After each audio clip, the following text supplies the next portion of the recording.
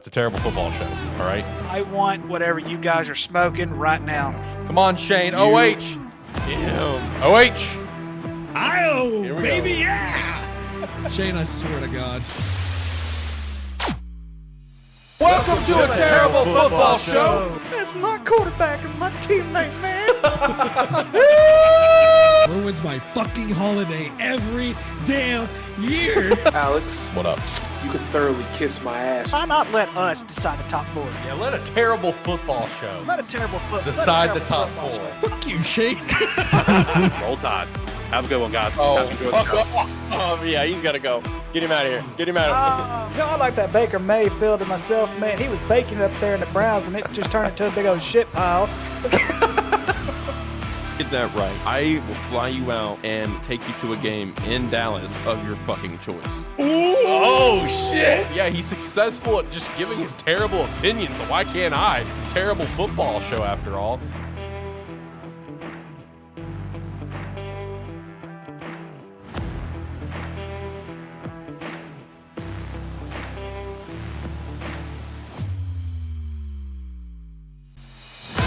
Welcome to the Terrible Football Show, episode Reggie Wayne. You know I got to go to him, all about the U, baby. But also special shout out to Muhsin Muhammad. I also loved him. Carolina great, brief Chicago receiver who said Chicago's place where receivers go to die, which is actually fairly accurate. So this week, it's just going to be me and Ricky, and he is in studio. Ricky, how you doing? I am terrific. I've been waiting for this Oh, boy. all week. All week, baby. All 2 days. All 2 days. Yeah, no, there is a lot to dive into this week, man, with college football playoff being set and everything. Dude, a lot to talk about. It's a big conversation. My goodness. It is a massive conversation. Ever. Yeah. So today, college football playoff, that's going to honestly probably be the bulk of our show. Heisman candidates were announced. I wanted to chat about that a little bit and how much it just feels like a meaningless. Oh, my God.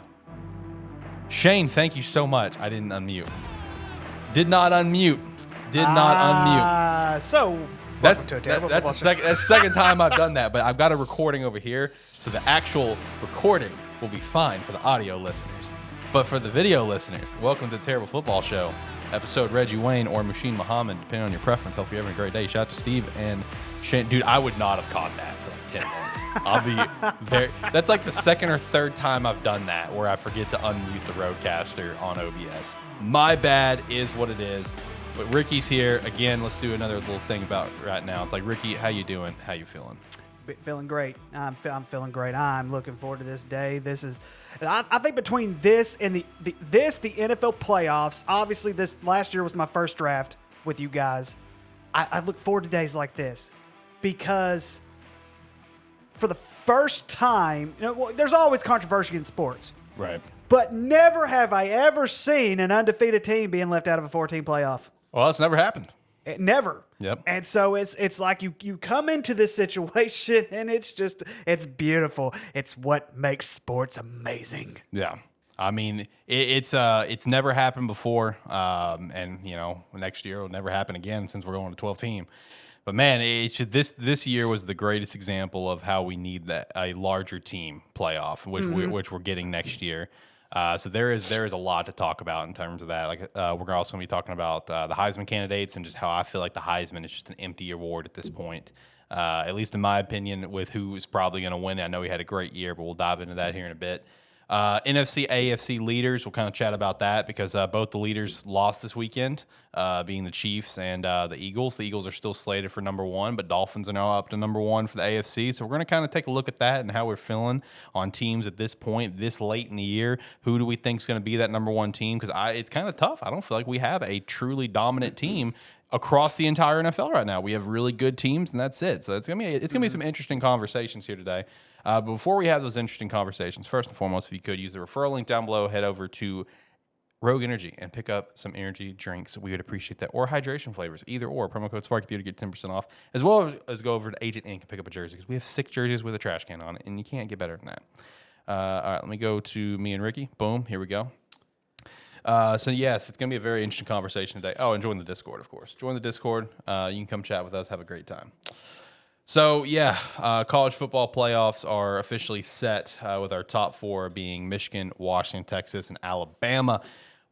Fuck Florida State with that 13-0 Power 5 conference winner out. Georgia out. Ohio State, that one's kind of a given with how things have kind of played out. Oregon with them losing, that's kind of a given with how things have played out. But man, just like Rookie said, it's never happened before where an undefeated Power 5 conference winner didn't make the playoffs. Like, this is the first time, right? You know, with Florida State not making it.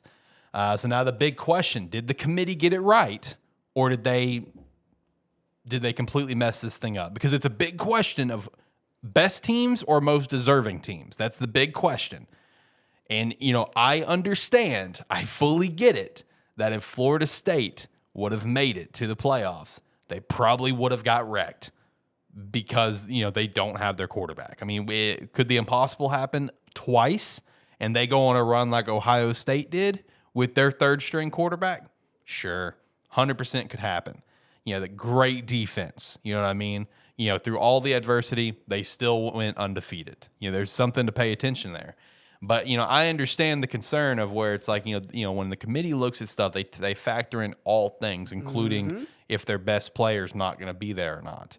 And then there's also the question of Georgia, you know, if it's falling as low as they did. I understand Alabama was 8th, and as the number 1 team, you can't lose when you lost. I get it. I totally get it. But, you know, it's the question of best and deserving. Like, you know, are the 4 best in the college football playoffs? And, you know, who, like, just what's your thoughts? What's your immediate thoughts on this? Like, did they get it right? So listen, I understand the whole undefeated aspect more than, you know, just about anybody else. And I'm going to actually say something to surprise people, including Jacob, which I know, Jacob, I miss you, man. I wish you the best. Hope to see you again soon. But there's something he said that I totally disagreed with. Didn't bring it up. I didn't bring it up. But this playoff committee has been very, very consistent over the years. Very consistent to the point that it did not surprise me when they left Florida State out of this. If you recall, a few years back, Florida was a defending champion with a quarterback named Jameis Winston, who was actually, in my opinion, a very, very good, if not an elite-type quarterback in college football. They seeded them as a 3 seed under 2 one-loss teams. So it did not surprise me when I saw that they got left out. Now, all credit to Shane, because Shane did predict this first. I was about to come on Discord and predict the exact same thing, but Shane beat me to it. Good for Shane. So I want people to know that this is not just coming from someone who made the correct prediction. This is coming from someone, and this is going to be the very last time I get to do this because there's going to be more than 4 teams after this. Yep. I've correctly predicted 1 through 4, postseason, not preseason.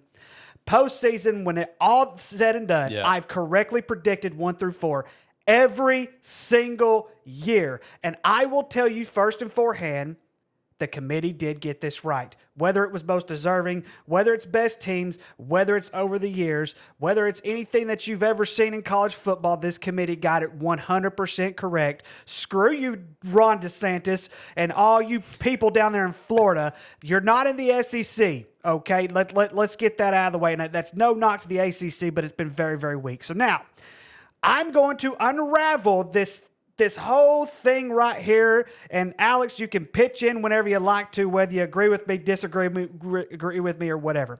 So, Florida State. What would you say was Florida State's biggest win the entire season? Week 1 LSU. Week 1 LSU was their biggest win of the entire season. And I will go into history 2 seasons ago. Cincinnati, 13-0. Who was their biggest win in 2021? I don't remember off the top of my head. I'll be honest with you. Notre Dame was their biggest win. Notre Dame was ranked number 5th. They were ranked the 5th in the nation by the playoff committee. That's how Cincinnati got in. It's not always necessarily about what you do with your schedule, but it's who you beat and what do those teams do in the long run. So LSU did absolutely no favors to Florida State by not only losing to Florida, but they didn't do anything afterwards. LSU's other 2 losses, Alabama, and I believe Ole Miss was the other one, wasn't it? Off the top of my head. You said Ole Miss. I think Ole Miss is correct. Yep. I was correct. All right, so you have those both away games too. Exactly, and both were away games. If LSU would have won the SEC West, I think Florida State gets in. Or if LSU would have beaten Georgia, or if LSU would have beaten Georgia or gone on and beaten Georgia, I think Florida State has a chance of getting in. That's scenario number one. Who you played and what your people actually did. It's the same reason I thought Ohio State would, because I thought they were ranked too high whenever they got beat. But you look at Ohio State's situation. What was Ohio State's biggest win this year? Notre Dame. At Notre Dame. Big time win at Notre Dame. Yep. But what did Notre Dame do afterwards? They lost 2 more games. Yeah, no, games they really shouldn't Games have lost. they should not have even come close to losing. Yep. And that's just the reality that we live in. So here's another scenario. Strength of schedule. Can you tell me what Florida State's strength of schedule was? 55, I think. 55. Texas was 12th or 13th. Alabama Yep. was 5th. And yes, Yep. and I understand it's SEC by whatever you want to consider it. But when you look at the entire top 4 and you put it all together, Alabama has more quality wins. And the only loss that they had was the team that was ranked above them, which was Texas. Now, a lot of you will be like, well, Texas did lose to Oklahoma, and Oklahoma did lose 2 games after that. I understand that, and I'll give that to you. But when it comes to a rivalry game, you automatically X that out because it's a rivalry game. Anything happens in a rivalry game. And I understand that Florida State, that, hey, wins matter. They all matter. But so do the quality of your opponents. And it's just unfortunate that the quality opponents that Florida State had this year did not match up to the criteria that they had done. And now, a lot of you are like, well, we shouldn't be going by metrics. We shouldn't be doing this. Let me give you a little scenario on someone who deals with metrics every damn day. My company uses metrics for our performance. Walmart, Kroger, anywhere you go grocery shopping, gas stations, big time corporations, every single one of them, even your company, every single one of them have certain metrics. Why? To make their business better. Because you have so many of these people who do study after study after study after study. It's what made Kevin Kelly one of the best, if not the greatest high school football coach that the state of Arkansas has ever seen. True. Because he went by metrics, he went by analytics, and that's what made Pulaski Academy, when he was coaching at Pulaski Academy, yes, he did go to Presbyterian for 1 year, did not have a good year at Presbyterian. He had a good one game. But he had a good one game, and that's okay. But it proved that the metrics work, and of course, that Presbyterian thing is a whole new situation. It was a it's the FCS program. I think it's FCS, They didn't provide athletic scholarships or anything like that. They were strictly academic. I understand that. So when you put that into perspective, metrics do matter because of the simple fact is it's all about who you play. Now, Georgia. Do you think Georgia would be favored over all 4 of these teams? Yes, they do. Why did Georgia not get in? They lost to Alabama in the championship game. They lost when it mattered. They lost when it mattered, which that was a whole BCS situation. But, and I will argue this till the day I die, what was Georgia's strength of schedule? I don't know. I don't remember the number off the top of my head. 37th. Yeah. So of the 6 teams that we have at the top, Georgia had the 5th best schedule of the top 6 teams at the top. That's why Georgia didn't make it. It wasn't just because Alabama beat them and they lost when it mattered.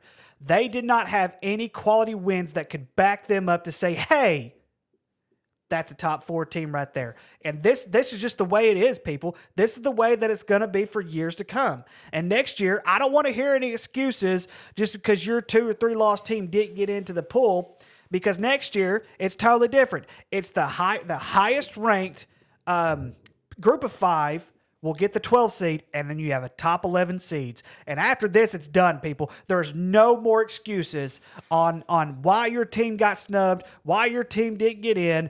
The metrics matter. I'm telling you, I figured this out to a science years ago when they started this whole thing. And this is just the way it is. The committee got it right. This one is one of the hardest ones. That is probably the hardest one that's ever been done. Because, okay. It is tough. It is tough. Yeah, and a lot of people, and listen, I've talked with several people about this. I really have. Me and Brad had a heated debate on whether, over the years, if the committee has given the well-deserving or have they given us the best teams. And I told him the exact scenario that I just told you of all these metrics that they do end up going by. Mm-hmm. And so that's one that's one thing. And then there was wait. All right. Wait. All right. Something big has happened. Uh-oh. Uh-oh. Who is it? Uh-oh. Shane's here. Hi, Shane, my man. Where have you been? It's a long story, but I don't want to talk about that now. I want to talk football, boys. Here we go. Heck yes. Here we go. You got the floor, my man. Shane is here, baby. I miss you, man. What up, dude? How are you? I'm all right. Good to be in here. Yeah, dude. Talking college football playoffs. So in your opinion, did they get it right? I gotta fix your thing. They did. That's why I put it in there before it was announced. I felt like that was the 4 best teams.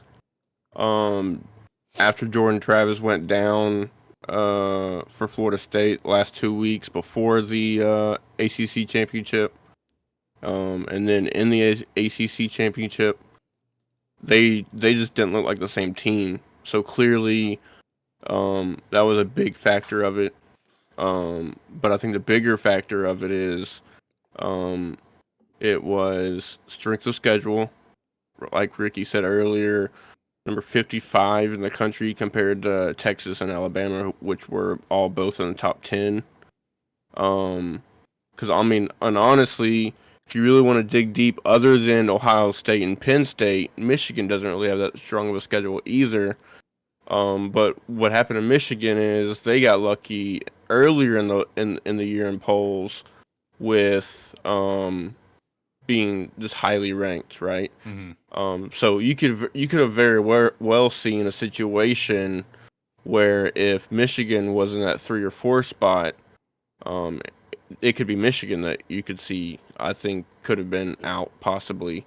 Now, given I think the wins over Ohio State and over Penn State are much stronger than what Florida State had, but still not a very strong schedule. But another thing, for one, they weren't gonna leave an Alabama team that won the won the SEC championship, and has 4 wins against the top 25 and probably the best win all year in beating Georgia. Yeah. Yeah, but you could say they struggled to win against Auburn. Rivalry game. Probably should. And I even said on the show, Shane, that wouldn't surprise me if it was a close game. Yeah. If you recall, the last time they won the national championship, I think the last time Alabama won the national championship, they went to 3 or 4 overtimes with that Auburn team in Auburn. Yeah, but also it'll go back to what you said earlier, Ricky. Like in those rivalry games, you pretty much just have to throw those out, especially the Iron Bowl. Yeah. So the one thing though, Shane, that I will say is, especially when it comes to Michigan, and the one thing, and I think Alex would definitely agree with me because I've been very consistent with Michigan all year too. One thing with Michigan, though, is that they have actually proven their dominance throughout the entire – they've actually been, in my opinion, the most consistent team throughout the entire year. And I understand, especially with college football, no one is technically 100% right now. Nobody. Oh, there's not a soul on that football team that's 100% except for maybe the water boy, no offense. But like going back into that – you're going to have close games, but Michigan didn't really have many close games till they started getting to the meat of their schedule with Penn State and with Ohio State. Of course, Maryland, I think, had a pretty close game with. But but for the most part, you could tell just by the eye test that Michigan was a good team the entire year. It's a situation with the Big Ten that we have every year, right? With Ohio State and Michigan. Yes, they play in a weaker conference compared to the Big 12 or the SEC, And honestly, I think the Pac-12 was probably stronger this year than the Big Ten. But the Rest in difference peace. is the Michigan and Ohio State both, other than playing against each other, they did what they were supposed to do and dominate. Right? They didn't have a lot of close games. They were winning games by 10, 14, 21 plus. And when you're in a weaker conference and when you know you're the dominant team, that's what you have to do. Right, and I think one thing, Shane, that none of us have mentioned yet: Louisville losing to Kentucky did Florida State playing them close did no favors. Yeah. I still think if Florida State would have went in there and dog smacked them, 42-6, 50, I think if it would have been a convincing victory, I think they're in. For sure. I think in that case, excuse me, I've been sick for a couple weeks. I think if they would have came in and blown them out by 31 points, and then not also the game before that, I forget who they played before that. Florida State. If the Florida game, the Florida State game wasn't so close, then and they would have dominated Florida, then that would have been also a different story as well. Like after Jordan Travis went down, if they continued doing what they were doing all year, then yeah, for sure, I think Alabama wouldn't have made it in. It would have been Florida State, Texas, Michigan, and Washington. Jordan Travis ended up becoming the most important player in the country. Yep. With how Florida State didn't Yep. get in. A couple things I'll shout out real quick before I give my thoughts on it. Steve threw a couple of these comments in chat. That the SEC in the playoffs equals money. True, it does. It is a business, and that was something else that I was going to touch base. It is a business thing. It really because is. What he said after that is like for a decade, the NCAA has put the most weight by far in strength of record. They don't want another blowout in the national championship game. It's bad for ratings and money. Which That's right. True. That is true. Now, in terms of like just my thoughts on the four, and based on the circumstances, they got it right.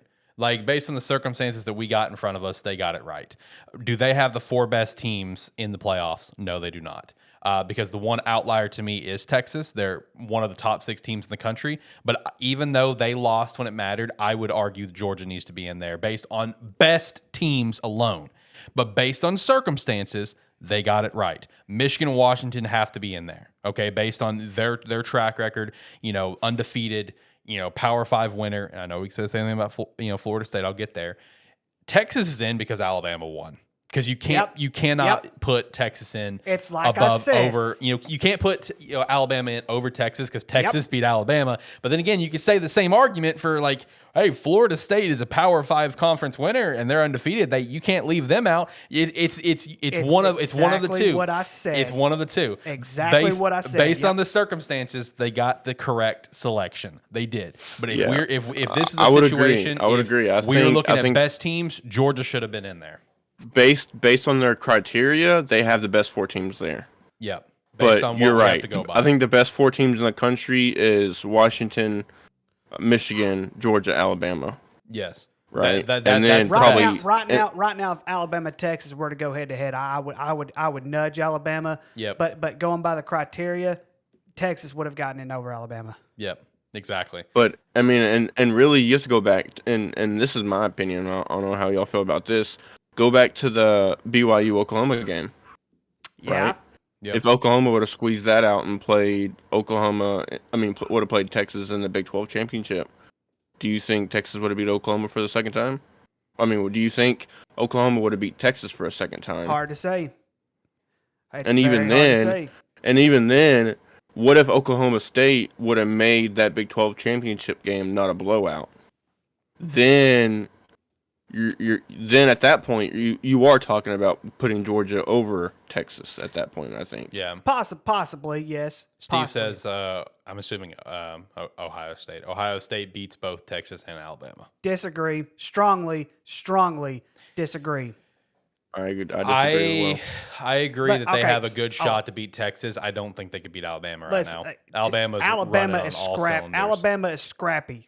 Ohio State's not. They proved that against Michigan. Alabama and Michigan are built the same way, they're running the ball first, and Ohio State couldn't stop the run. Yep. Listen, when it comes if they were paid when to it do comes so. to this Alabama team, I fully agree, and I will forever stand by my words. Coming into this year, I thought this could have been a 3-loss Alabama team. Mm-hmm. The thing about Alabama right now is they're playing good at the right time. Like, that's what it is. I think I said it on the show like a week or two ago. What my boss's thoughts on like #1 seeding in NFL playoffs, where he doesn't give a damn about that anymore. He gives a damn about like when a team is playing hot. Because he's a big Cowboys fan. And he was talking about how the Cowboys will get a #1 seed and get their shit wrecked round 1. Listen, stop embarrassing me. But that's how it is with Bama. Bama is playing hot at the right time. That's Bama's playing hot at the right time. Ohio State, I think they could beat Texas. I think they could give Texas a run for their money. I think Texas could beat Ohio State. I think that one's a literal toss up. I just think the biggest thing is, and I know Jacob's a big Ohio State fan. Ohio State was not scrappy enough, and they proved that against Michigan. That's why they lost. Yeah. That's why they lost. Yeah. Scrappy teams always find a way to beat you. And once they find your weakness, bam, you're done for. Well, what is scrappiness when it comes down to it, right? It's want. Exactly. It's wanting to win the game more. Yeah. And of course, and think about it, if we were one thing, of course, I don't always agree with Paul Feinbaum. As a matter of fact, I think I disagree with him more than I do agree with him. But I think the one thing that I definitely agree with him, this is probably the best coaching job Nick Saban has done. Yeah. Because I counted Alabama out. I said 3 or 4 losses. Yeah, I did too. And it's like he still found a way to get this group to come together, and they found a way to get it done and get it done right. Beginning of the season, I wouldn't have said Alabama was going to beat Georgia at the SEC championship. I had LSU winning the West. As a matter of fact, I had Michigan, LSU, Florida State, and Texas in my top 4. I got 2 of the top 4 right. Now, that Reese guy, the offensive coordinator from Notre Dame, that's at Alabama right now. Mm-hmm. Yeah. Him and the Alabama's quarterback coach. I don't know who their quarterback coach is or if Reese is taking that job as well. But if so, Reese needs to be looked at. I think now the Brewers Award is going on right now. I don't know who's going to win They've already it. won it. It was a defensive coordinator from Iowa. Okay. Because I think, honestly, Reese should be up for that because the improvement he's done with Jalen Milroe over the course of the season is phenomenal. No, 100%. Because didn't at one point he got benched? Yeah, He did. He got benched for the UCF game. That's what I thought. Yeah, I mean, he got benched. I mean, and now he's really turned things around. In my opinion, he's a Heisman finalist, but that's just my opinion. Speaking of Iowa, since it was mentioned, I just want to throw this out there. Can we just take a moment to celebrate that we don't have to deal with these bullshit Big Ten championship games anymore? I mean, let's fucking go, baby. Next year, we don't have to deal with this bullshit anymore of a 26-0 Big Ten championship. God bless. Do you know there was odds? There was 3 odds that I was really wanting to bet if I had the money to do it, but I didn't. There was odds on if Iowa was going to score at all during that game, and then also if they were going to score at all in a half. If I would have seen that, I would have hammered that, honestly. The over-under on that was 0.5. Oh, my God. Yeah. I would have hammered that if I was able to. I didn't even, not if I was able to, if I saw it. I didn't bother to look. Because, I mean, like, I'm so glad they're going away from divisions in the Big Ten because, like, I'm tired of seeing this shit. But you know what's funny, though? They go away from divisions at really, like, a time where it's just like, you could have actually kept it now because you're getting 4 good teams that would be part of the West. You know what I mean? Like, you could have actually kept it now and it would have been fine. But either way, I think it's still for the best. But, man, thank God we're done with that. I was actually talking to my dad about this. I was like, for the last 4 or 5 years, there's really only been, 2, maybe 3 teams, right? I know at one point Michigan State was pretty relevant in the Big Ten, but not for like the last 4 or 5 years. But for the last 4 or 5 years, it's only been Michigan and Ohio State. Yeah. So it's going to be really interesting with having Oregon, Washington, and whatever other 2 teams are joining. I forgot. USC, but UCLA. Yeah, USC and UCLA, because it's gonna. I'm sorry, I don't normally pay attention to the Big 12, but my second favorite team is Oregon, as y'all know. I'm going to be paying attention to the Big 12 next year. Big 10. A lot more than Big 10. Sorry, You're good. than I usually do. Yeah, and I think it's also going to be interesting because I think Michigan's losing a slew of their starters for next year. Ohio State's quarterback is in the transfer portal. So yeah, it's definitely going to be an interesting year. Hey, since Shane happens to be here and he happens to mention on the show that Oregon's his second favorite team. Hey, Shane, how you feeling about Dylan Gabriel probably going to Oregon? I like it, dude. I like Dylan Gabriel when he's at UCF. Yeah, man. Me and you have been high on Dylan Gabriel. Arkansas recruited him when he entered the transfer portal last year, and then he ended up going to Oklahoma. Looks like he's going to be the next Duck. I like Oklahoma. He's a lefty quarterback. I'm a lefty quarterback. I mean, what's not like the? I think he's a great quarterback. I love Dylan Gabriel. I think he'll be a great plug and play kind of guy. I think he will for Oregon. He fits another that guy that Oregon's been looking at is Dante Moore and Riley Leonard. Man, Dante Moore transferring, that one was wild, right? He was a true freshman, I think, for UCLA. I could be wrong on that, but I thought he was. He is a true freshman, man. But it looks like Dante Moore. I was watching the 24/7 special yesterday, literally for 7 hours, and it looks like Dante Moore is going to be favoring Michigan, and Riley Leonard is going to be headed to South Bend. Oh yeah, I did see where Riley was going to be going to Notre Dame. I did see that Riley being the Duke quarterback. For anyone who maybe another quarterback that I like, but I think is a little overhyped, is Cameron Ward.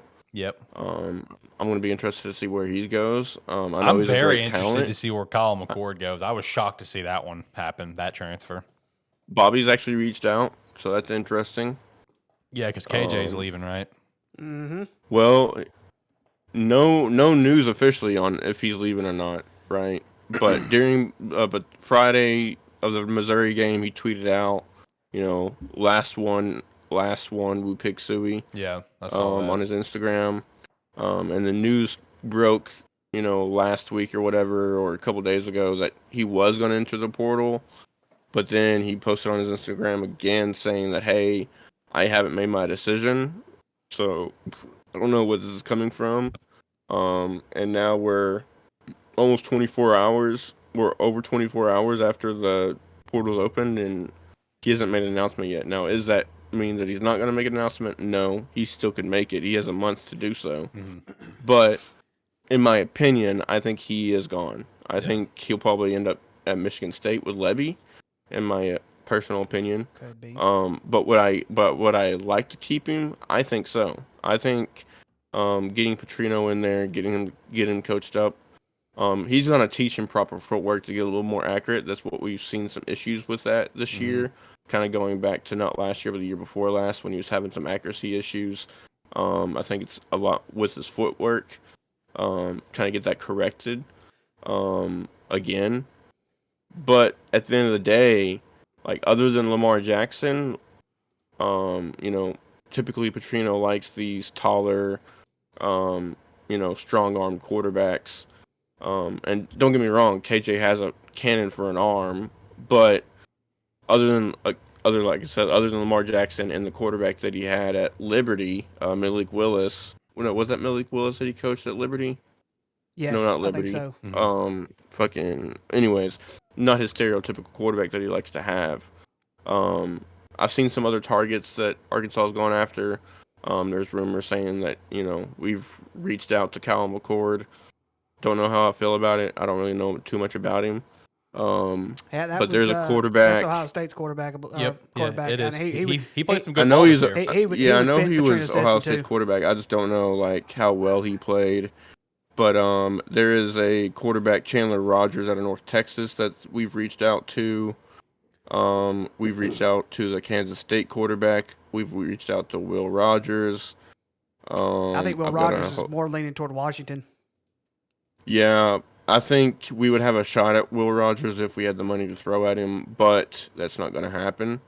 We're still not a team that's going to throw out. NIL has really changed college football. Yeah. For sure. I'm not a huge fan of it.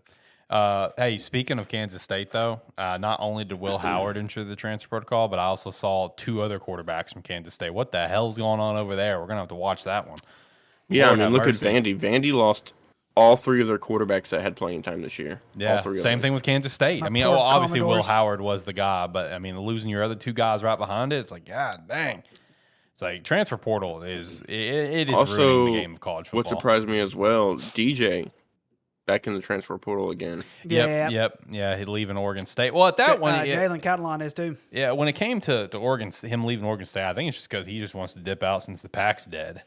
We did get the official confirmation the Pac and Mountain West is going to be doing a scheduling alignment. We knew it was going to happen, but there was no official statement. There was now, so that's happening. They're gonna play 6 Mountain West teams and then 5 non-conference. Yeah, exactly. So I'm curious to see where he's going to go in the future of my Beavs. Hopefully go They well. don't have a coach. I know. No, we I'm telling you, the Beavs are going to be bad next year. But Oregon State it's bad. They promoted from within. Which they probably should have. They did. No, fuck Jonathan Smith, man. I already said my piece on that. I would have done the same thing. It's just the way you handle it. Hey, it's like you said earlier. You'd rather someone tell you the truth yes, than give you this yes, ball-faced bullcrap lie. That's fair. You got me on that one.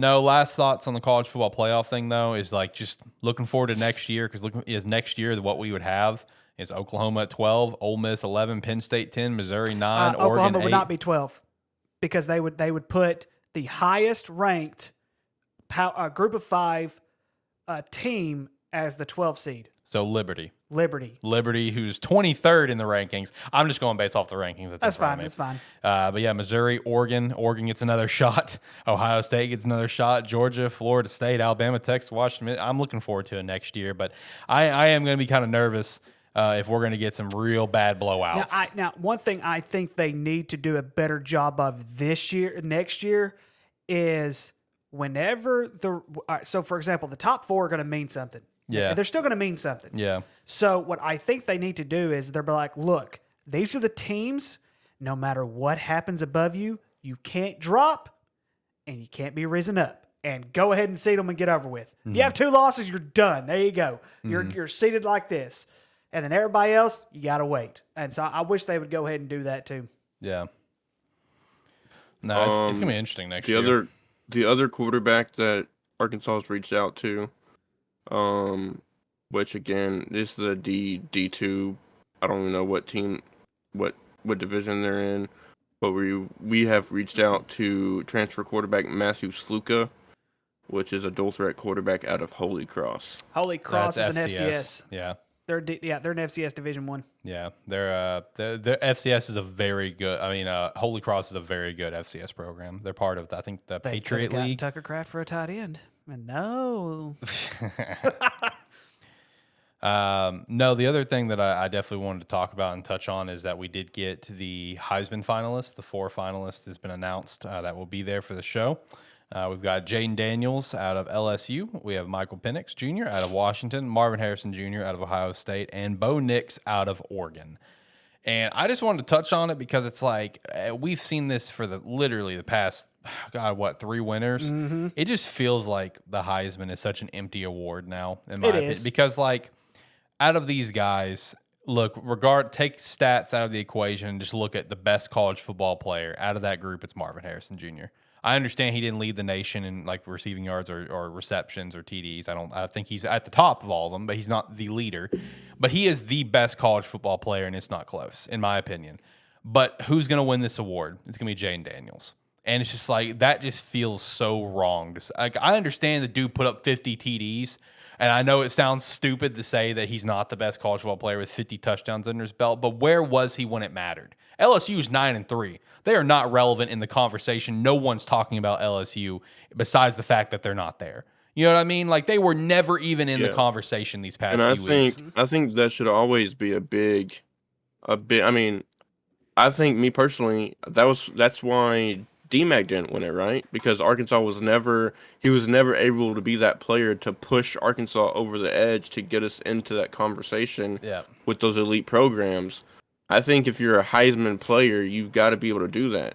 That's Right. why, in my personal opinion, Heisman winner is Michael Penix Jr. I think it should be him or Marvin Harrison. and or Marvin, correct? Yeah. I don't think Jaden Daniels like, should win it. I think at best he should be third. So the Jaden Daniels being nominated, that I think is fair. That I think is fair. Yeah. But if he wins it, that feels hollow to me because honestly, a good comparison for Jaden Daniels and the amount of yards that he's put up, the amount of TDs he's put up, is one of my all-time favorites. Rest in peace, the GOAT of Hawaii, Colt Brennan. Heisman finalist, and he deserved it. He put up 50. He broke, I think I think Joe Burrow broke the TD record. I think Mac Jones did it first, and then Joe Burrow did it. Yeah, I mean, he had the record Or vice versa. for many years of yards and TDs. He was deserving of that spot as a Heisman finalist. But there was no realm where he was going to win it. You know, I'm glad he was up on the show. He deserved it, just like Chase Daniel deserved it. Darren McFadden deserved it. Tim Tebow deserved it. All four of those guys deserve to be there. They all deserve to be there.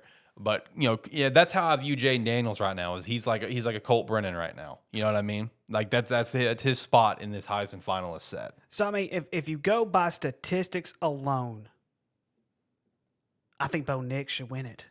If you go, yeah, I mean that's But fair. and it is fair. Now I think one of the biggest things that helps. If you look at total yardage right now, Michael Penix Jr. has the most total yardage. Yeah. Here's the thing though, he's passed 31 more times than Bo Nix has, and Bo Nix only is short of 70-something yards as far as total yardage goes. Yeah. When you look at the total, now if you look at total QBR, I think like the total QBR rating, however they come up with this statistic or whatever it is. I think Michael Penix is ahead, or sorry, not Michael Penix, but Jaden Daniels is ahead. Mm-hmm. But listen to this: 77% pass completion. Jaden Daniels is 72. Michael Penix is 65. I'm sorry, 65%. Touchdowns to interceptions: 40 touchdowns, 3 interceptions for Bo. 40 touchdowns and 4 interceptions for Jaden Daniels. 5 sacks the entire year for Bo Nix, 22 for Jaden Daniels. And if you look at their comparisons, I think one of the things that really jumps out even for Jaden Daniels is he's passed the ball 100 less times than Bo Nix has, and he's only short 300 yards. So that right there kind of helps that total QBR package if you want to put it. So I'm not going to sit here and say that he doesn't deserve it, but I wouldn't vote for him. It's like he's not really the one that's been talked about. The most one that's been talked about is Bo Nix. So here's also something for food for thought for Jaden Daniels, and I want to say this just to kind of clear one thing up.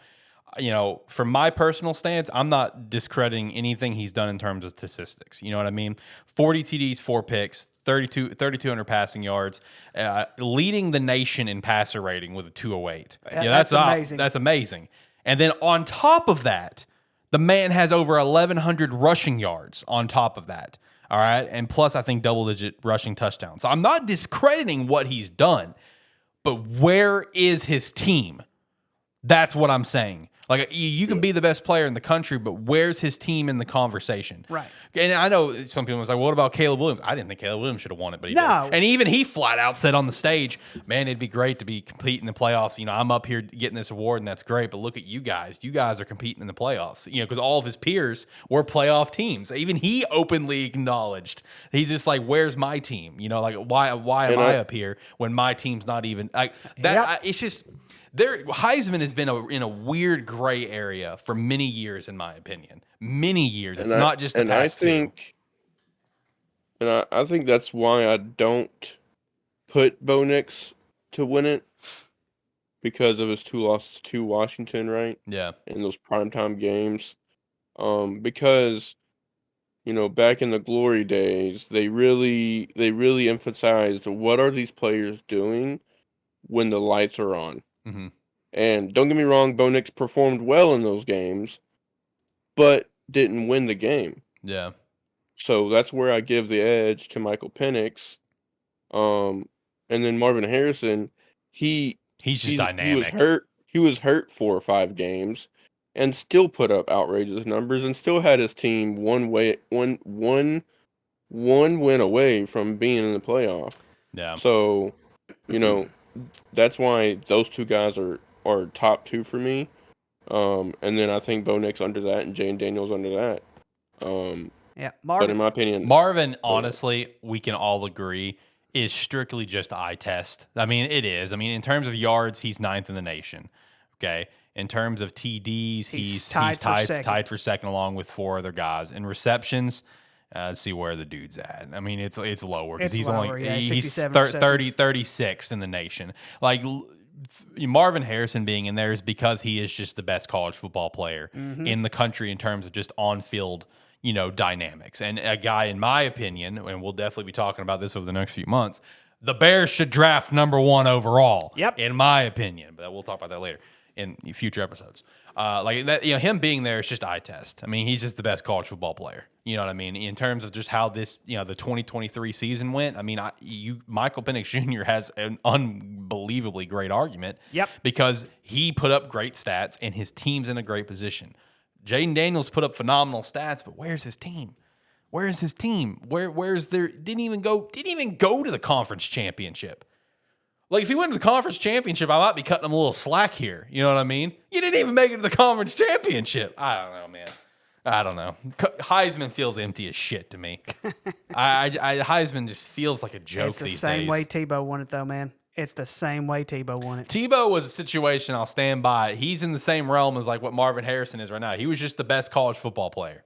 All right, I mean, he was an eye test. He was the best college football player. Is what he was. He was the best college football player. One of these days, in the off season, we'll have to. Well, I know you've been wanting to. No. I've got a compelling argument for Darren McFadden. Trust me on that. Trust me. I mean, McFadden should have won it over Troy Smith. He should have won it over both of them. Yeah, I won't deny the Troy Smith one, but anyway, I don't even know what else I had on my docket for college. I think that was it for college. It was Heisman and college football playoffs. Let me look. I think that's what you said at the beginning. Yeah, I think that was it. Yeah, and then hopping over the NFL. So yeah, any other college thoughts, boys? If not, we can hop over the NFL. Hit a few things there that are pretty important. Let's go to the NFL. All right, bet. Let's do it. So this weekend, we had both our, what everyone would consider our number 1 teams in their respective conferences go down. San Francisco beat Philadelphia. And then, Kansas City lost to Green Bay. It was Patrick Mahomes' first time up in Lambeau. And I think I actually called Green Bay to win that game. You did. So shout out to that. No, I mean, this year feels so weird. And I know we've said that before the season started, you especially. I mean, like, I don't feel like we have a true number 1 team across the NFL. But you know what? I'm gonna disagree. But I'll say this though before you explain your disagreement. I actually like it. I actually like the. I do too. I love it. I love the fact that we don't have okay, yeah, they're gonna win the Super Bowl. I love this because anyone could win it. Your Super Bowl champions, the Cleveland Browns, the Jacksonville Jaguars. Shout out to T-Law, high ankle sprain. I think San Fran made it clear when they're healthy, there's no one that's going to beat them. Yeah, I mean, San Fran is and a damn so good that's team. that. I think that's where they kind of draw the line. Yeah. And I think that's where they separate. Now when they're banged up, forget it. They're just as terrible as any other team. But I will also. It's more of a not a completely it's more of agree to disagree type situation. And it's one of those things. We have teams that are clearly at the top, but what I'm saying is we don't have a team that's at the top that's 20 miles ahead. Right. That's what I mean. While we can agree that 49ers would be at the top of the NFL, top of the NFC, Miami would potentially be at the top of the AFC in terms of rankings they are. There's no team that's like, okay, yeah, that team is like literally 20 miles ahead of everyone else. And we're chasing them. Like everyone, all the best teams, in my opinion, are all either running side by side or right behind each other. Mm-hmm. That's awesome. That's what we want out of the NFL. So like me saying that there's not a clear number 1, that's a good thing. I'm not saying it's a bad thing. Yeah. I love it. Yep. Let's see. Right now, if you look at just the AFC standings, you have Pitt, Cleveland, Indianapolis, and Houston all at 7-5, and right below them, just right behind them, Denver, Cincinnati, and Buffalo are 6-6. Yeah. I think 11 and up all still have a legitimate shot of making the playoffs. I think 12 and down are done. Mm-hmm. We know New England's done. We know the Jets are done. We know the Titans are done. The Yeah. Raiders are done. The Chargers shouldn't be done, but they're done. Yeah. And so, but I think in the AFC you still have that mix right there because Miami and Baltimore are tied at 9, but I don't think Miami's probably in more of a prime situation to just run away with it. Yeah. Let me look at their schedule. And so, yeah, I wanted to look at their schedule. If I'm not mistaken, Titans, Jets, Cowboys at Baltimore and Buffalo. So they only have one more away game for the rest of the year. and that's at Baltimore, which could determine the number 1 overall seed. It could. Because It right now definitely could. Baltimore is slated to be the 2 seed. Miami's slated to be the 1 seed at the moment. And so, yep. Let's see here. NFC, Philly, of course, is still at 10. Then you have 3 9-win teams, and then the rest of them have a chance to make the playoffs. It's absolutely ridiculous. The fact that the Bears are in the conversation is so stupid to me. 4-8, you still got a chance. You still got a chance. Oh my God, so dumb. Carolina's dude. already eliminated, by the way. Yeah, I know they're the only eliminated team. Oh, that's funny. And so, that is the one thing that I have seen across social media and everything like that is a lot of them still believe that the Super Bowl champion is going to come out of the NFC. It's going to come out of that top 4 right there, I think. Yeah. It just, to me, they just look so much better than the AFC teams do this year. Yeah, the one AFC team that I'm personally still high on, honestly, is Miami. They're the ones that I'm still personally the highest on. I think defense, they're playing really well. Jalen Ramsey coming back has been great for the secondary. Tua is still playing lights out. Tyreek is playing unbelievable. The run game has been playing really well. So Miami is still the one that I'm really high on. And Baltimore is playing really well right now, too, even And with Mark Andrews being out. They are one of 2 teams who still have not lost at home. Jacksonville losing last night was that one hurt. That one hurt. I think T-Law getting hurt really hurt him. Hey, Jake Browning, man, he played excellent. Yeah, he did. He played excellent. Hey, while we have Shane here, because I've been wanting to ask him about this. Shane, what have you thought about your Broncos this year, man? Because they've been on a run, dude. And I think they lost this past weekend just barely to a very hot Texans team. But that 5-0 stretch of beating the Packers, the Chiefs, the Bills, the Vikings, the Browns. I mean, dude, are the Broncos back? Are they going to figure things out, or you think they're just going to kind of mellow out? What are your thoughts? I know you've been real busy and you probably haven't been able to check out a lot of games, but just from a rough eye test, what do you think about your Broncos right now? Yeah, my football watching this year, Very minimal. has been, yeah, I wouldn't even say that. This is probably the least amount of football I've watched, pro and college, since before I even knew what football was. So what my extent of football watching is pretty much watching highlights on YouTube. But I will say, I think it's more in credit to Sean Payton. I think Sean Payton, even though a lot of people may not like him, I think he is just in a situation where he's told Russ, like, look, I don't care what you do outside of work, but when you come in here, you're not going to have a fucking posse. You're not going to have all this special shit. You're not a fucking diva. You are a starting NFL quarterback, and you're going to do things the right way. Yep. And if you're not, you can sit the fucking bench. And I still think 10 wins are on the horizon for them. You know, and I said last week I would hope they'd run out, that they would win out. But I still think with their schedule left, 4 of the last 5 games are very, very winnable. And I would say all 5 of them are very winnable because Detroit's been, they've been kind of iffy here lately. But, they should have at minimum a 10-win season. It's so wild. Which is wild. I mean, I had them at 9-8, I think, but at the beginning. But I wouldn't have thought. I didn't think they were. Wow. The way they looked at the beginning of the season, losing 70-20 to Miami, and then all of a sudden, they're starting to look relevant. And so, I mean, yeah, shout out to that. Yeah, their remaining games, they played the Chargers twice, the Lions, Patriots, and Raiders. Yeah, they should win at least 4 of the next 5 games. They should win at least 4 of those. Yeah. Yeah. They could win out if somehow they steal the game of the Lions, but the thing is, it's in Detroit. But other than that, both Charger games, I think worst case scenario, you go 3-2. Best case scenario, you go 4-1. Because I think the Charger game coming up this Sunday in Los Angeles could be kind of a sneaky one. Man, I hope But Denver anytime, wins. Denver's at home, which kind of hurts because 3 of the last 5 games are away. Only games they play at home is December 31st. They play at home against the Chargers, and then December 24th, Christmas Eve, they play the Patriots at home. Man, I really hope Denver gets the dub over LA. Man, I'm spoiler alert for my dicks of the week. Brandon not being fired is still on there for most infuriating thing of the week. Like, dude, what are we doing? Like, Chargers is like a shit show, and I hate that because dude, that team's got so much damn talent, and they're such a crapshoot. You know what I mean? It's embarrassing.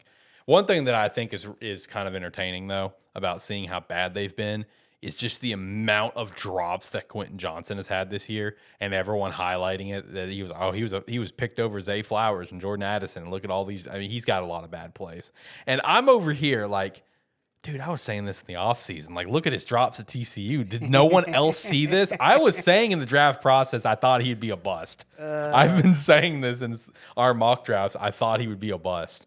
And, bruh, he cannot hold on to a pass right now. No, in terms of the standings, though, man. I think. Go ahead. I think. I'm surprised Staley's not out of there. Yeah. And what I've heard is Harbaugh is in talks with Carolina, Chicago, LA, Go to and Chicago, Harbaugh. Go to Chicago. Please go to Chicago. That's the Who only place else? he would go to, I think.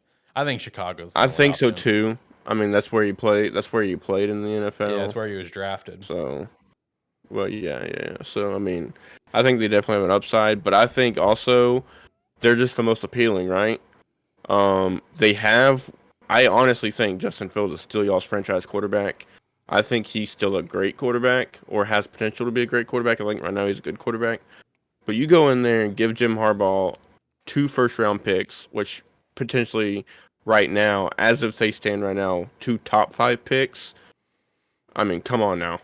I mean, even if they get Marvin Harrison 1 and a top defensive player number 4, but I mean, as I said, I think it was last week or the week before last when I popped in chat, I think they should just go all out on offense, give Justin Fields the weapons around him. So, get Marvin Harrison 1, Brock Bowers 4, and let that team just fucking go off on offense. As a At this Bears point, fan, my personal desire is Marvin Harrison 1, and I personally want Joe Alt, the offensive tackle from Notre Dame. That's what I want. I mean, I would love Brock. Cole's okay. I've never been high on Cole. We did re-sign him. That doesn't mean we wouldn't draft Brock. But we got to keep building that O-line. Darnell Wright has been incredible.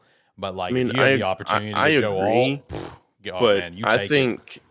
I think here in the next 3 years, Brock Bowers is going to be the best tight end in the NFL. And plus with the type of offense Jim Harbaugh runs, I think that tight end spot is going to be really important. And if I'm not mistaken, Alex, they still have a shit ton of money in cap, right? They do. So why don't you go spend that money on persuade some offensive linemen in free agency, spend this draft capital in getting spots that, I think tight end depth in free agency isn't really that deep. Yeah. So That's why they need to go and trade Green Bay for Tucker Kraft. Problem solved, people. I will say in terms of the free agency stuff, I think one of the top targets we'll hit this offseason is Connor Williams, center. I think from Miami. I think he's the one that we'll try to sway. I think he's from Miami. We'll try to sway. I don't remember what the tackle free agency list looked like. I've been looking at stuff, but no, we still have a lot of money. But no, Jim Harbaugh potentially to the Bears is still something I want. I saw reports all day today that the Bears are planning to interview Eric Bieniemy if Matt Eberflus gets fired, which, let's be honest, it's not if, it's when. If he gets retained, oh my God, you guys are going to see a different side of me come out on that episode of ATFS. Are we going to have a blow-up version of Alex? Dude, at that point, I might actually be done. Like, I can't deal with this, man. Like, his regime's been a disaster. But that's enough Bears talk. And a coach that I'm looking forward to get hired on to the Chargers is Ben Johnson, because I think the Chargers are the second. Ben Johnson is think- going to be a hot commodity, man. I think it's either going to be Bieniemy or Ben Johnson, and because I think the Chargers are the second most appealing team out there so far out of the firings, because that team is one or two players away from. I mean, honestly, they already have the roster to do it to compete, but I mean, they're right there, dude. All they need is proper coaching, and they're in contention. Yeah, all they need is coaching, and then somehow to get Eckler retained, because he's been wanting out. They do that, and they'll be fine. You know what I mean? Like they've got a franchise quarterback. They've got a great defense. Joey Bosa is out for the rest of the year, unfortunately. But Khalil Mack is balling, man. He is playing great football right now. Derwin James is great. Leads the league in tackles, right? Yeah, I think tackles or sacks, one of the two. He's balling, dude. The Chargers is a great spot. Ben Johnson would be a very hot name for that. I've seen Ben Johnson linked to Carolina too, and I'm like, I don't know why anyone would want to go to Carolina. David Tepper, I've seen that too, but the thing is involved. that's kind of tore me away from that. Reports came in that Ben Johnson turned down the Carolina job last year. Yeah. When they had the number 1 pick, so why would he take the job now? Yeah. That they've got a quarterback that's not Ben Johnson's quarterback, and they don't have any first-round picks for the next 2 years. Yeah, and they're probably going to be just as bad next year as what they are this year. Oh yeah, I fully expect Carolina to once again, because and I hope so too, because I think the Bears have their first-round pick next year too. So let's go, baby. No, I think Carolina's going to be like a 2-3 win team for at least 2 or 3 years, at least. And it's a fault of how bad that trade was for them. Bryce Young not being developed at all, and David Tepper getting his muddy little fingers involved with every little thing. Dude, yeah. Frank Reich, man, he looked like he aged 10 years in 11 months. I'm not kidding. Just how much David. It's great to see a owner want to be involved with the program, but to the extent that David's doing it, oh, buddy, he's impatient clearly, and he's got a very hot head, and he's causing problems for the head coach whenever he's dropping like F-bombs and press people conferences. Think Jerry Jones is bad. Come on, people. Right, man. The last thing for the NFL that I wanted to personally throw out there because it scares me, boys. Are we about to see a second coming of Aaron Rodgers up in Green Bay with Jordan Love? Because, man... Possibly. I mean... their stats and their record scares the shit out of me with how similar they are from Aaron Rodgers' first year and Jordan Love's first year. Possibly. Can I go ahead and shout this out right now? Yeah, absolutely. Green Bay's going to win the division next year. Don't do that. Don't do that. Tucker Kraft MVP. Don't do that. Tucker Kraft MVP. I've already. No, let's just all kidding aside. I think Detroit's going to be good for at least the next year or two. Yeah. So that was literally all kidding aside, y'all. All kidding aside. But that could be a very, very tough division though for for the next few years, especially with his development. I just thought he was a bust, and that's the thing though. It's like sometimes he plays like a bust. And then he plays like he's been this all-time great NFL quarterback. It's just like, I think it's going to make surprise. Like I think players like Jordan Love is going to inspire some teams to just take a risk on a quarterback they don't even need. They're just going to run away with it. But yeah, shout out to him. He's playing great football. Yeah. He's been lights out the past few weeks, really since Thanksgiving. Even when they lost. Yeah. Even when they lost, he looked good. Yeah, man, it scares me. Just look out for Green Bay to draft a quarterback this year. They would. Let me tell you. No, and this month's going to be real interesting for Green Bay because Matt LaFleur is apparently, I think I saw like 12-0 or 16-0 or something in December. Maybe 16-0 in the never month of lost in December. Never lost in December. Yeah, Matt LaFleur, man, that's an interesting statistic. Let's see. Green Bay is 6-6 right now. They could still make the playoffs. Yep, they're still alive, man. They are still alive in the hunt for the wild card spot. The wild card spot. Yeah, they're not going to win the division. No, I think Detroit's a little bit too far ahead. I think they are. They're too far ahead. They can sneak in there and get the. Dude, 7 Detroit seed. would have to have an absolute debacle. They would. They would have to completely fall off the face of the earth. Really what needs to happen is the Vikings kind of fall off the face of the earth, which it's looking like that's happening. And the Rams and the Seahawks continue kind of fizzle out too.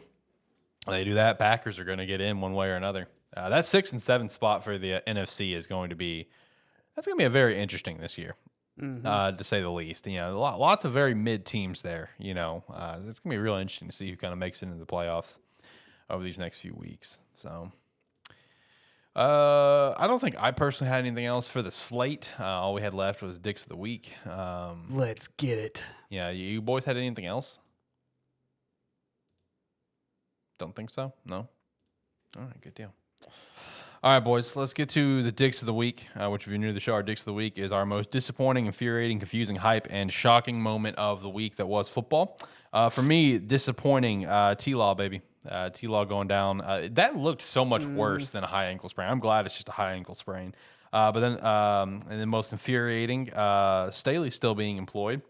Confusing and shocking is the same thing. So I said in our Discord chat, it wouldn't shock me if Florida State got out, but at the same time, it does to a point. So I did confusing and shocking, for Florida State for both. I get it. Like I said earlier, based on the criteria, they got the right 4. They do. I understand, but at the same time, it's just I'm still wrapping my head around Power 5 conference winner undefeated doesn't get in. I get it. I understand. No star core. Either way, that's my confusing and shocking. My hype moment is number 1, Minshew Mania, baby. Running wild in overtime. Let's get it. Let's go. And then also, Georgia not getting in. Because let me tell you, I'm glad he pops in and says hi, but man, Chad knows how to talk at the right time. And it's just like, come on, man, stay humble. Stay humble. So this is good for Georgia fans. Stay humble, baby. But, honestly, in terms of Georgia, another hype moment of the week, because I've rewatched this video so many times. Pat McAfee on College Game Day is electric. I don't care what anyone says. The dogs. Dude, I don't care what anyone says. Electric human being. I pick Alabama. I've watched that video so many times, the electricity behind it, because my favorite part is when he's done and you see him look over at Herbie and you see him look over at Lee. He's got the watch this look. Give me Alabama. And I'm just like, it is electric, man. I love it so much. But those are mine for the week. What about you boys? So, disappointing. You and I had the same disappointing as definitely T-Law, and I'm disappointed for Florida State fans. I'm not gonna lie to you. I'm disappointed for Florida. Florida State fans. Miami fan all day and every day. But I've said this ever since I started this show. I'm a football fan first before anything else. I hate to see injuries and I hate to see bullshit happen. And this was bullshit that happened. And injuries for Jordan Chavez. Yeah, so I feel you. Yeah, definitely. I've got 2 for infuriating. Number 1, Fansville is one of my favorite commercials that they have on ESPN. They make me laugh. Why did you have to create one with Caleb Williams? Why? You're running it. Not a Caleb I fan. think also in that commercial, Caleb Williams, a.k.a. Leak, said he's going to be on the cover of the college football game. Yeah, I Just think you saying. could. Why would you ruin such a great comeback? Golly, give us multiple covers at least. Oh, I love goodness. the multiple covers years. Those are only like a Those 2-3 year stretch, but that was awesome. And so, and then of course, I mentioned the other infuriating earlier, Ron DeSantis. Stay in politics. Stay away from college football. You have no idea what you're talking about in either subject. That's totally fair. So I'm just letting you know. You have no idea what you're talking about. Confusing is the Kansas City Chiefs. They've got to figure it out, man. Yeah, They've got to figure it out. The Kansas City Chiefs, top to bottom, are still the best team. They're at least supposed to be the best team, but they're not playing like the best team. Listen, man. Travis Kelce, man, Taylor Swift, man, she was your good luck charm, man. You're going to have to stop. You got to figure football out right now. Wait till after the offseason. Wait for offseason, man. Oh, goodness. I think the fame's starting to get to him a little bit, man. I really do. Hyped up. Harding University in the semifinals, the Division II playoffs. Hey. I'm so hyped up about this. I think that's the furthest anyone from that conference has gotten to a championship round. This week, I'm trying to see. They are playing. Oh, goodness gracious. Where did it go? Right here it is. They are playing a team called Lenore Rhine. I have no idea where they're at, and that's okay. The winner of that game will play the Colorado School of the Mines versus Kutztown, which is probably going to be Colorado School of the Mines. The only reason I know anything about Colorado School of the Mines is because my alma mater got their butts kicked by them 2 weeks ago in basketball. So that's the only reason I know anything about them. Not going to lie to you. Colorado School of the Mines, God, I'm guessing you're the Miners. I don't know. So since Box Out's my alma mater there and their their mascots, the Miners, I'm rooting for Colorado School of the Mines. Shocking. Nothing shocked me last week. Nah, I'll just be honest. Nothing really shocked me last week. Okay. All right.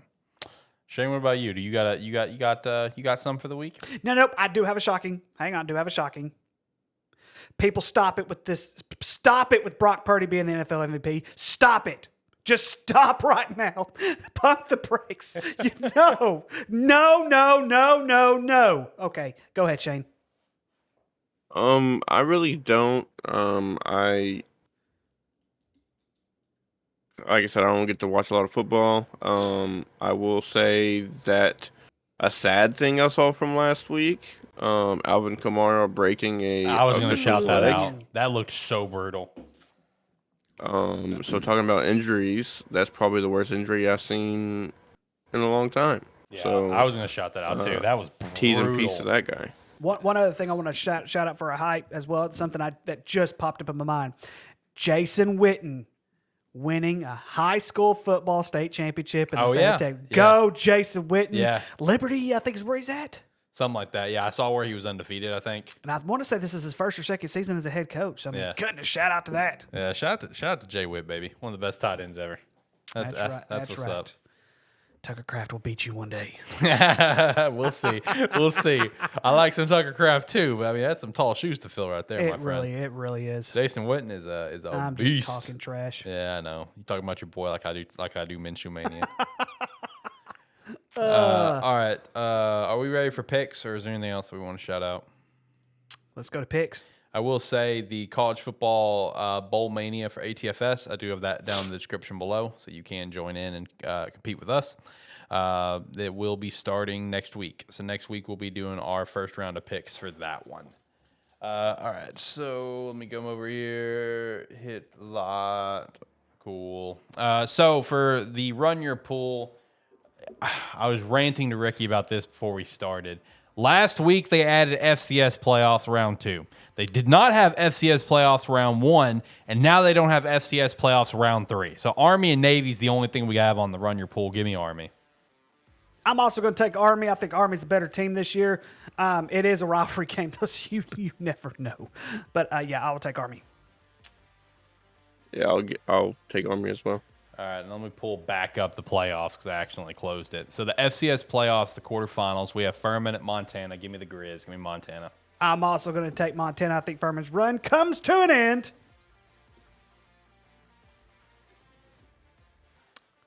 Shane? I'm sorry. For some reason it signed me out. It's not letting me re-sign in. For what, Run Your Pool? Yeah. Okay. This one's not on Run Your Pool, though. What was it? Furman and Montana. Give me Montana. Villanova and South Dakota State. South Dakota State, easy. Yeah, Villanova's more of a basketball program. Hey, they're still good. Hey, they're still good. Hey, Yeah. shout out to Villanova for even making the playoffs. But yes, give me. I will also take the Jackrabbits. Yeah, same. South Dakota. North Dakota State and South Dakota. Give me South Dakota. This is a rematch game. Yeah, it is. South Dakota did win this the first time. Rematches typically don't go very well. Give me North Dakota State. North Dakota. UA Albany, and at Idaho in the Kibbie Dome. Give me the Vandals, baby. I've been riding high on them all year, but Albany's QB is pretty solid too. Idaho's got a damn good running back though, and a damn good receiver though. Yes, they do, but in the spirit of beating Hawaii, I'm just kidding. They didn't beat Hawaii. Relax. No, I think Idaho is the better team coming into this. Defensively, I think Idaho's a little bit better defensively as well. And it's a home game. Yeah, give me Idaho. Kibbie Dome's gonna be rocking with that 16,000 capacity. Yeah, give me the Vandals. Here we go, boys. That's what I'm talking about. Go Vandals, baby. All right, let's go over to NFL on Run Your Pool here. So first up, Thursday Night Football, an absolute snooze fest of New England and Pittsburgh. Jesus Christ! Did you guys see the Bill Belichick thing? Where that when they were so. advertising this Thursday night game last week, they didn't even know what a Patriot player to put on there, so they put Bill Belichick and T.J. Watt. Like that's how bad the Patriots are right now. That they're so hurt and they're so bad they didn't know what player to put. So they just put Bill freaking Belichick. I don't know, man. Give me Pittsburgh.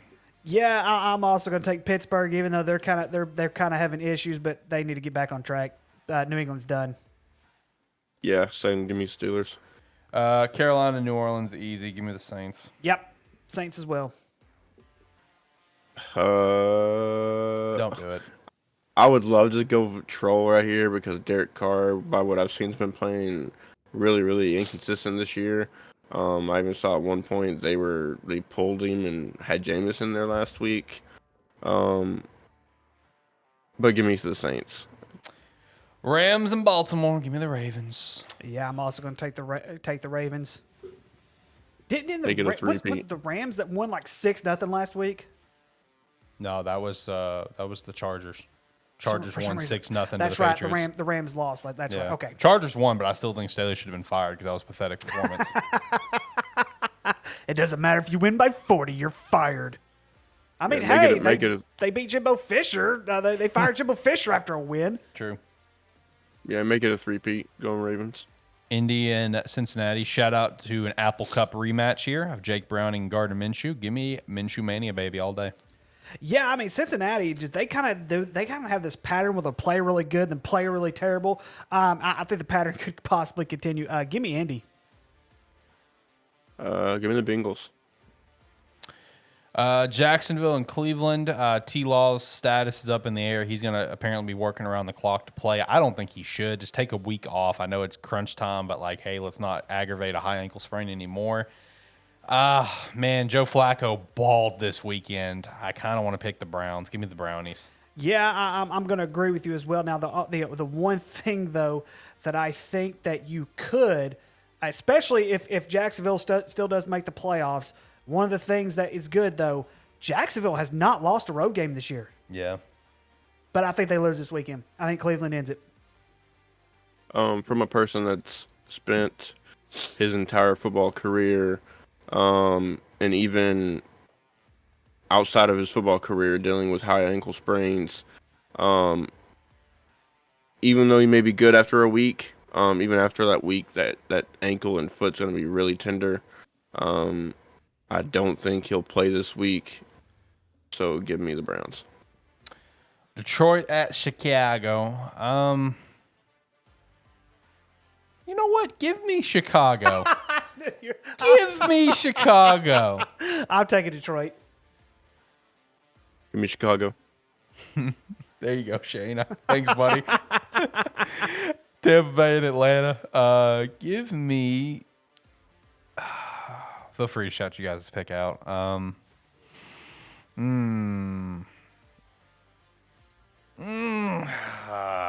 I don't know. That's a battle of the mids right there, boys. Give me Tampa Bay. I'm going to take Atlanta. Atlanta has a winning record at home, and they're undefeated in the division so far, believe it or not. Okay. Give me first ballot Hall of Famer, his first 10 years in the league, all 1,000-yard Man, receiving goat. seasons. Give me the Buccaneers. With Mike Evans, dude, what a beast! Mm-hmm. I think he's insane. He's right behind Jerry, right? Because Jerry got to 14, 14, and Mike's yep. at 10. Unbelievable. He Houston is and the Jets. He is the only player, to have every season, his first 10 years in the league to be all 1,000-yard years. Yeah. It's fucking insane. Dude's a beast, man. I love Mike Evans. Houston and the Jets. Give me the hot hand, baby. Give me C.J. Stroud and the Jets. What a beast. I mean the Texans. Give me C.J. Stroud and the Texans. I'm My also bad. taking the Texans. I'm also taking the Texans because for two reasons. One, I think if the Jets were to win this game and win next week, then you would start kind of really seeing that ramp up of Aaron Rodgers coming back and playing. Me personally, I don't think he should. Just take the fucking time off. It's not like you're really playing for anything right now. So give me the Texans.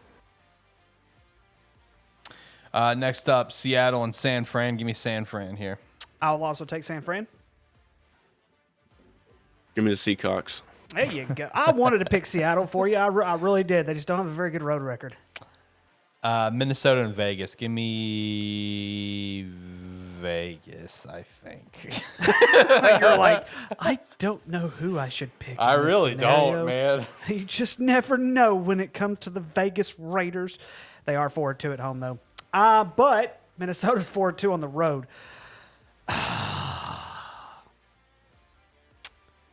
Give me Vegas. Listen, dude, give me the astronaut, Minnesota. Oh, man. The astronaut. I love it. All right, Buffalo love at KC. What a weird matchup this one feels like with how these teams are playing. Give me KC at home. I think the decline for Buffalo is going to continue. Yep. They've only won one game on the road. But Kansas City struggled, but I don't think they're going to lose back-to-back. Yeah, I agree. Give me the Chiefs. Denver and the Chargers. Give me Denver. I will also take Denver. Let's ride. Philadelphia and Dallas. Shoot. Give me Philadelphia. Golly. Are you serious? A Sunday night football game? Oh, goodness gracious. Dallas has not lost at home yet. Their defense played terrible against Seattle, but they came when it mattered. Actually, you know what? Give me Dallas. I'm going to ride with the Cowboys this week. Yeah, I'm going to ride with my Cowboys in the spirit that they're going to tease us, that they're going to get the number 1 overall seed, and then completely screw us the next couple of weeks. Give me Dallas. Give me Philadelphia and the over on 2 interceptions for Dak Prescott. Ooh. No comment. All right, next up, the random Monday Night Football doubleheader What the we have. hell? I don't know, man. This is usually only the first week of the year. What the hell is this? I This don't is know. absolutely horrible. We have Green Bay. You can't even make it a good doubleheader. You can't. You got Green Bay and the Giants, and Tennessee and Miami. Give me Green Bay and Miami. Done. What a mess.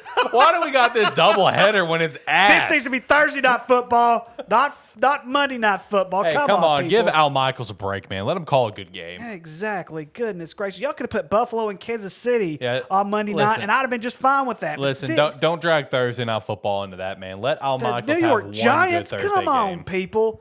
Yeah, Green Bay, Miami. Hey, look, man. I'm going with the Italiano. Tommy DeVito. Give me the fucking Giants and the Miami Dolphins. Danny DeVito. Hey, he is balling. they're related. He is balling. I saw some statistic where he's thrown more 300-yard games or whatever than Kenny Pickett or whatever, and Kenny Pickett's started a lot more games. But Look, dude, when a quarterback runs out onto the field and you get every fucking person in that stadium to become Italian for 30 seconds, I root for you. The Italian stallion, Rocky Balboa. man, I love some Rocky. Tyler popped in chat. He said cashew taco pizza. I have no idea what context I'm missing here. It's Tyler. I'm confused as heck. Tyler, you're killing me. He also says you two are rivals now because of his new employment. So shout out to that. Hey, let me tell you something about your employment. I hope they cut your check in half. Whoa! I'm kidding, man. I still love you. Whoa, he needs that money. I know that. I was just kidding. All right, well, I'm going to hit the music, and we're going to get out of here because I'm starving. Hey, I have not you're eaten. right. Hey, and just remember, you're rivals with your brother, too. Your brother works for the best company in the world, That's Pepsi that. Cola. Yeah, there you go. All right, boys. Hey, last thoughts. Shout out to Shane for popping in, having a chat with him in a bit. Glad he was making the show. Shane, how about you? Last thoughts, my friend. Hopefully well, I'll just say hopefully I'm able to watch more football coming up. I know it's ending. Crunch time, Ricky baby. also at some point I do want to get with you, Ricky, about talking about something. So whenever you're free, just hit me up on Facebook or something. And I'm glad I can do the show today. This is something I've always loved doing, and trying to get back to doing things I like to do. Ricky, last thoughts. Have a good good night, everybody. A good week with football. Army, Navy, baby. My stepfather loves this game. I don't know why, but Hey, he loves it's usually an entertaining game in some capacity. It usually is. But hey, good weekend of football ahead, hopefully, in the NFL world, of course, and FCS playoffs. Great time there. Make sure to check out some Rogue Energy with our referral link down below. Promo code SparkyTheater to get 10% off. Join the Discord to come chat with us. We'd appreciate that, as well as we'd appreciate you going over to SparkyTheater.com. You can sign up for free or sign $5 a month. And go over to Agent Ink, pick up a jersey because we have a trash can on it, and it's really cool. All right, until next time, guys. Bye.